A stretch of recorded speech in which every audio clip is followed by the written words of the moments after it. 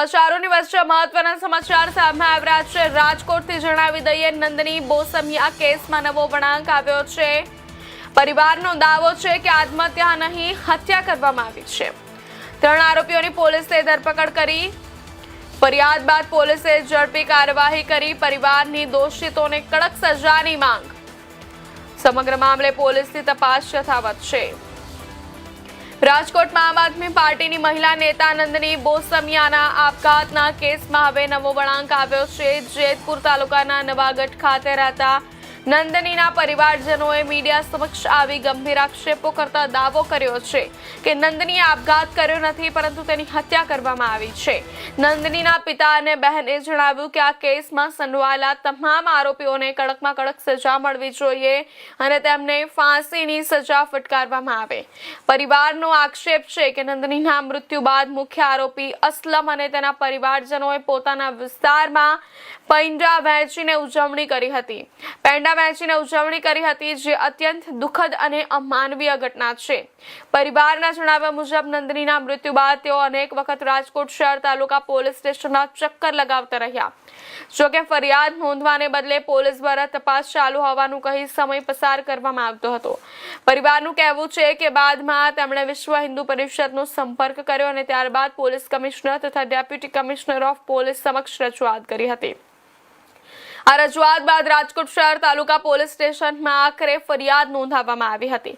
ફરિયાદ નોંધાયા બાદ ગણતરીની કલાકોમાં પોલીસે કેસમાં નામજોગ 3 આરોપીઓની ધરપકડ કરી અને જેલ હવાલે કર્યા હતા। હાલમાં સમગ્ર મામલે પોલીસ દ્વારા વધુ તપાસ હાથ ધરવામાં આવી રહી છે, જ્યારે પરિવાર નંદનીને ન્યાય મળે અને આરોપીઓને કડક સજા થાય તેવી માંગ પર અડગ છે।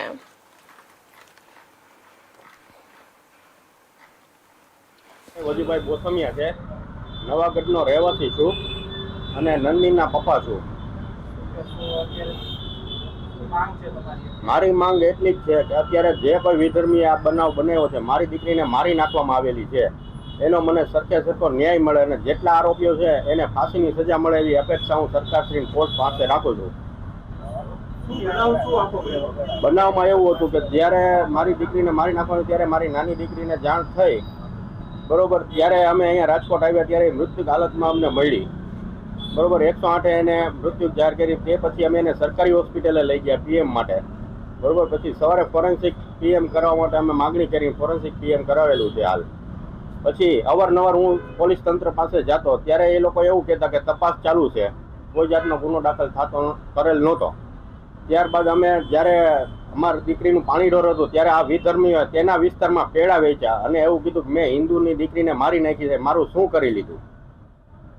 પછી મારી છોકરીએ રીલ્સ જોઈને અમે વિશ્વ હિન્દુ પરિષદનો સંપર્ક કર્યો। એમાં જે હેલ્પલાઇન નંબર હતો 909-909-55-55-25માં, અને એ લોકો વિશ્વ હિન્દુ પરિષદ અને બજરંગ દળવાળાએ તાત્કાલિક અમને અહીંયા રાજકોટ કાર્યાલયે બોલાવ્યા અને એવું કીધું કે એ તમારી દીકરી નથી, વિશ્વ હિન્દુ પરિષદની દીકરી છે।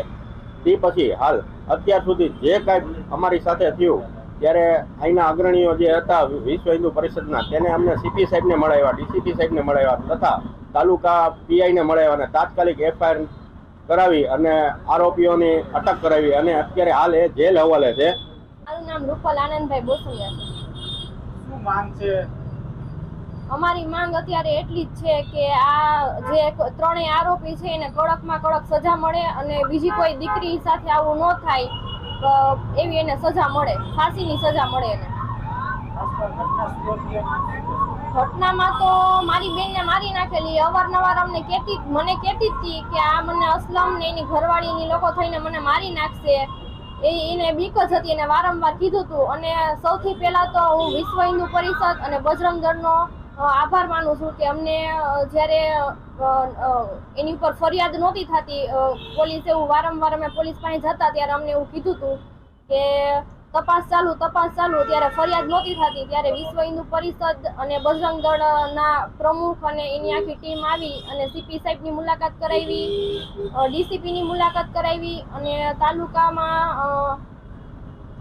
અહીંયા ફરિયાદ અમારી લેવડાવી અને ત્યાર પછી આરોપીની ધરપકડ થઈ અને એને જેલ હવાલે થયા। અમે વિશ્વ હિન્દુ પરિષદ અને બજરંગ દળનો આભાર માની છીએ અને કોઈ બી દીકરી, હિન્દુની દીકરીને કોઈ બી આવા વિધર્મીઓ હોય કે કોઈ બી હિન્દુની દીકરી કે પરિવારને કોઈ હેરાન કરતું હોય તો વિશ્વ હિન્દુ પરિષદ અને બજરંગ દળનો કોન્ટેક્ટ કરે, તમને જરૂર ને જરૂર ન્યાય મળશે. આ અમારો પોતાનો અનુભવ છે. તમારી દીકરી વિધર્મી સાથે ફરતી, તમને ખબર છે, તમે એને બચાવવાનો પ્રયાસ કર્યો? બચાવવાનો પ્રયાસ અમે વારંવાર અમે નંદનીને કીધું કે તું પાછી વળી જા, પણ ઓલા એને એવી રીતના એને ફસાવેલી હતી કે કોઈ રીતના એ પાછી વળી શકે એમ જ નહોતી. એમ કહેતી હતી કે હવે હું પાછી વળીશ ને તો આ લોકો મને મારી શું નાખશે. ફસાય? કઈ રીતે ફસાય?